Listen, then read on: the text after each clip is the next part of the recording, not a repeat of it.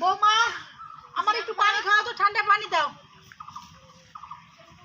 আল্লাহ জানে হাতে পাখি মেহেন্দি লাগাইছে, এত দেরি লাগে আসতে।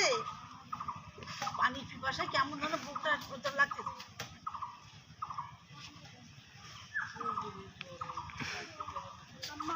পানি খাবেন? আচ্ছা, পানি খাওয়ার স্বাদ তো মিটে গেছে। এক মগ পানি আনতে যদি তুমি 10-15 মিনিট সময় লাগাও, তাহলে আমার পানির তৃষ্ণাটা কি থাকে? আম্মা, হিজাবটা একটু পড়তে লাগছিলাম, এই জন্য একটু দেরি হয়ে গেছে। ওরে আমার আল্লাহ রে, আমি পানির পিপাসায় মরে যাইতেছি। ওর হিজাব পরা বড় হয়ে গেলে পানি খাওয়ানো আগে না হিজাব পরা আগে, কোনটা আগে? আম্মা, হিজাব পড়াটাই আগে, আপনি বুঝতেছেন না। পানি তো আনছি না, একটু দেরি হয়েছে, তুই হিজাবটা পড়ে আসবো না। আমি কিছু বুঝি না আর কিছু বুঝতে চাইও না। আল্লাহর হস্তে তুমি এইগুলা খোলো খোলো, দেখো এই কি সুন্দর একটা প্রিন্ট।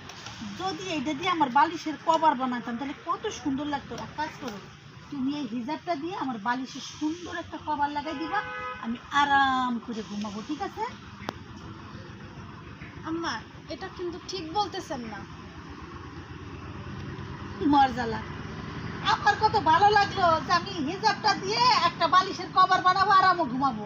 তোমার যদি ভালো না লাগে আমি করে নিব না, ঠিক আছে? আর একটা কথা শোনো, আরে যে কথায় কথায় তুমি যে উঠতি বসতি, তোমারে আমার তোমার শ্বশুরে এই যে নামাজের কথা কও, আল্লাহ কালাম দুনিয়াদারি সব তোমার কাছে বেবাক, তোমার কাছে আর কেউ কিছু জানে না, কেউ কিছু করেও না। আর এই যে পড়ে রয়েছে ভূতের মতো হুবড়ি জুবড়ি পড়ে রয়েছে, এইগুলো আমার বাড়িতে চলবো না। দয়া করে এগুলো বাদ দিও আর আমাদের একটু শান্তিতে থাকতে দিও। আমি এই পানি আর এখন খাবো না। যাও, তুমি যে হিজাব পড়তে দেরি হয়ে গেছে, আরে আমি শাশুড়ি, আমার খেদমত আগে, পরে হলো হিজাব। আর হিজাব পরা তো পছন্দ করি না। তুমি যাও, তোমার সামনেতে যাও, আমার মাথা গরম হয়ে যাও তো। অসহ্য, একেবারে জ্বালায়ে সরখর করে দিল আমারে। সারা সময় হিজাব, এই নামাজ পড়ো, আজান দিছে, এটা করো ওইটা করো, জীবনটারে অতিষ্ঠ করে ফেলাইছে। আল্লাহ, উফ, এত কষ্ট করে আইটাইছি পানি খাবো, পানি খেতে দিল না। যাই, আমি নিজে যাই এই খাই গিয়া। তুমি তুই দোকানে যাস না, আর কোন জায়গায় যে আমার বললে যায়, ছেলে এখন বড় হচ্ছে না, যত রাগারাগি আমার সাথে তোমার। এই সবটির মাথা খাইছে ওই বৌমা। এই বৌমার জন্যই মাসুদেরও মাথা যাচ্ছে।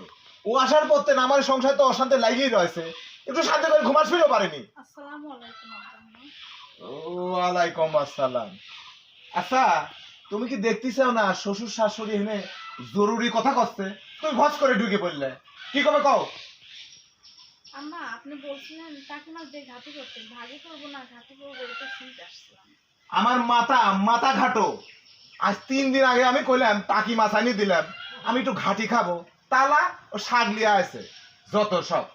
এই দেখো, এই যে শাক, টাটকা শাক আনছিল না, দেখো শাকের অবস্থা দেখো, শাক শুকাই গেছে।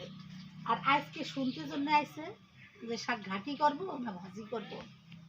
এই বোধ কোনো জ্ঞান বোধ আছে? ও খালি কি পারে, নামাজ পড়ো, আজান দেছে, বোরকা পরো, হিজাব পরো, এই ছাড়া আর কি পারে? দেখে শুনে কোনো একটা কাজ করবে, সেই জ্ঞান কি আছে?